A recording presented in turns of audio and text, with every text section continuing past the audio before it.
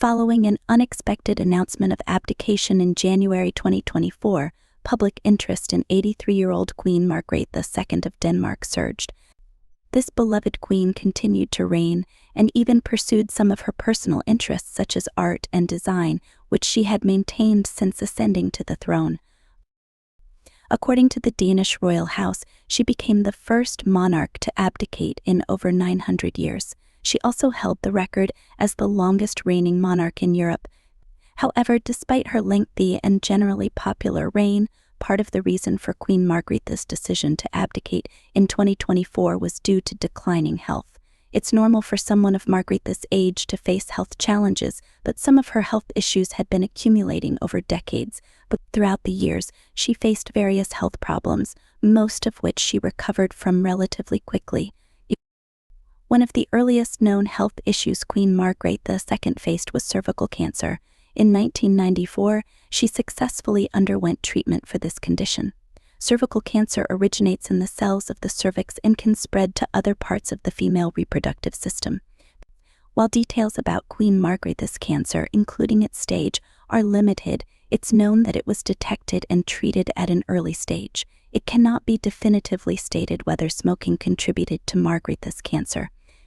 It's important to note that other risk factors for this cancer, such as certain infections and a family history of cancer, may be beyond one's control. The Christmas holidays of 2001 were undoubtedly distressing for Queen Margrethe II and her family. On December 26th of that year, the Queen fell and fractured 2 ribs. The incident occurred at Marselisborg Castle during a holiday in Hernia, Denmark. At the time of the fall, the Queen was 61 years old. Following the incident, Queen Margrethe was promptly taken to the hospital, where an X-ray confirmed the rib fractures in the left side of her chest. Fortunately, the Queen did not sustain further injuries and was able to fulfill some of her customary royal duties during the holiday season, including her annual New Year's address to Denmark. Just over a year after the fall at Marselisborg Castle in 2001, Queen Margrethe II underwent an operation for an unrelated back issue. In mid-January 2003, the Queen underwent back surgery due to ongoing problems associated with spinal stenosis. According to reports, Queen Margrethe was operated on at the Aarhus University Hospital, where her spinal column was restored. The operation lasted a total of 4 hours. Her operation also required a team of 4 surgeons following the surgery. The Queen remained in the hospital for a week as she recovered. Before Queen Margrethe underwent treatment for spinal stenosis, she publicly grappled with excruciating back pain characteristic of this condition. Approximately a week before the operation, the Queen was forced to sit during the annual New Year's celebrations. However, the aftermath of the surgery seemed to alleviate her symptoms for several years. Several years after the back surgery for spinal stenosis, Queen Margrethe II underwent an operation for an entirely unrelated reason. This time she underwent surgery for a hernia.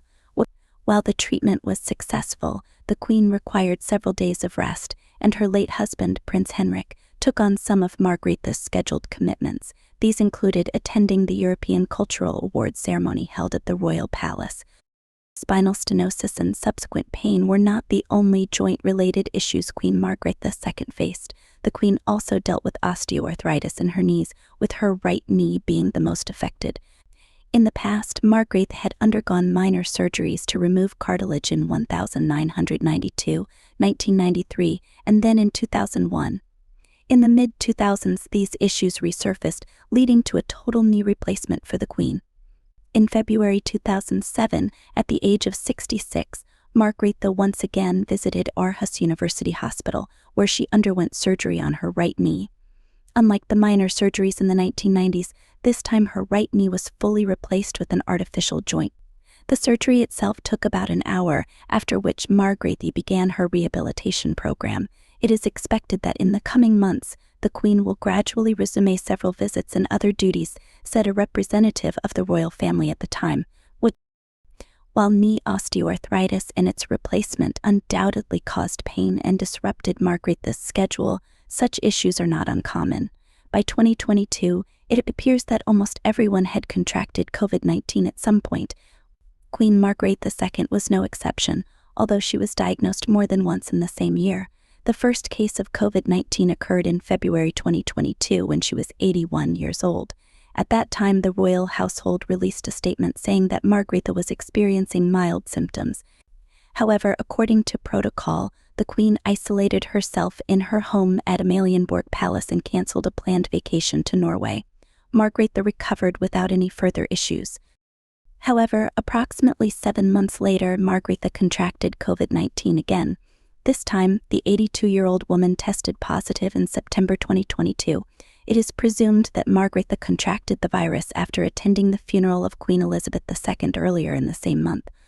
However, despite being vaccinated, Margrethe recovered from the virus as she self-isolated and cancelled her royal engagements. Queen Margrethe II underwent her first spinal surgery for spinal stenosis in 2003. Approximately 2 decades later, the Queen underwent a second spinal surgery due to persistent pain associated with spinal stenosis. Her Majesty has been suffering from back problems for quite some time, and recently the situation has worsened. It said an official statement from the royal household on February 8, 2023. After consultation with specialists at Rigshospitalet, the Queen has decided to undergo extensive surgery. The surgery itself took place on February 22nd, and Queen Margrethe was discharged from the hospital only on March 2nd. The recovery process proved to be longer than after the first spinal surgery, as Margrethe could not perform some of her royal duties while recovering. Some of her royal engagements that could not be cancelled were attended by her son, Frederik, or other members of her family. Among them was even an international trip to India, where he was also accompanied by his wife Mary. Despite the successful spinal surgery, which went smoothly, the recovery process was undoubtedly longer for Queen Margrethe II compared to the treatment she underwent 20 years ago. The recovery process was challenging not only from a physical standpoint, but Margrethe also couldn't attend key events, such as the coronation of King Charles III in May 2023. Additionally, she postponed her summer vacation until the following year. Margrethe made her first public appearance 2 months after the surgery, shortly before her 83rd birthday. She required mobility aids, such as a cane and a chair, to alleviate mobility difficulties, further emphasizing the fact that the Queen is still in the midst of the recovery process. Due to her age and ongoing back problems, Margrethe made the unexpected announcement that she would abdicate on January 14, 2024.